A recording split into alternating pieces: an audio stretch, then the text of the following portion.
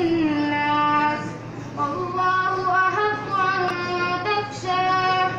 فلما قضى زيد منها وطرا زوجنكها لكي لا يكون على المؤمنين حرج في أزواج أدعيائه إذا قضوا منهن وطرا وكان أمر الله مفعولا. صدق الله العظيم. अब दीनी मदारिस